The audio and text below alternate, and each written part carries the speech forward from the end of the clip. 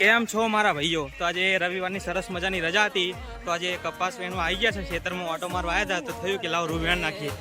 દાડિયા છે 200 વાળા દાડિયા, જાણો ને તમે? આ 200 વાળા દાડિયા અને આ ભલાભાનું રૂ વેણી આપણે. આ ભલાભા, જય માતાજી ભલાભા, જય માતાજી. અને આ સોમભાઈની ફેમિલી રૂ વેણવા આવી ગયા આખી.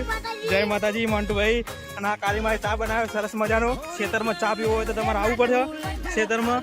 અને આ ભાઈ સુરેશભાઈ એ ખેતરમાં ઓટો મારવા આવ્યા હતા. આજે કંપનીમાં રજા હતી એટલે. અને આપણા જીગાભાઈ આ એ ખેતરમાં ઓટો મારવા આવ્યા હતા. ઊભા પર ચા પીવો બાકી જોવો. બરાબર, આ ખેતરનો વ્યૂ પણ સારો આવે છે. કપાસ સારો આવ્યો છે. તો મિત્રો, કપાસમાં રૂ એવું ફાટ્યું છે તમને બતાવું બરાબર. અને આ વેણા છે રમેશભાઈની ફેમિલી રૂ વેણા જો. રમેશભાઈ ભુવાજી તો ઓળખતા જશો તમે. જો આ એમના કરે ક્યારથી એ રૂ વેણા. કપાસ કેવો ફાટે છે જો. કપાસ ફાટે છે.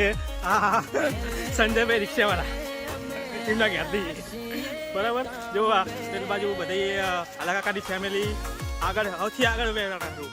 અને રૂ તો સારું ફાટ્યું. જો કે ભલા ભાઈ કપાસ આવ્યો રૂ સારું ફાટ્યું. અને તમે કપાસ કર્યો તો તમારે કેવું રૂ ફાટ્યું છે એ પણ કોમેન્ટ કરજો. હું એ રવિવારની રજા હતી એટલે આવી ગયા હતા રૂ વેણમાં.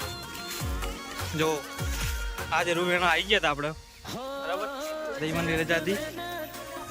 અને ભલા ભાર્યા ભલા ભાઈ કપાસ આવ્યો એ જો કપાસ દેખાડે, રૂ દેખાડે. સોમભાઈની ફેમિલી એ આ મંજી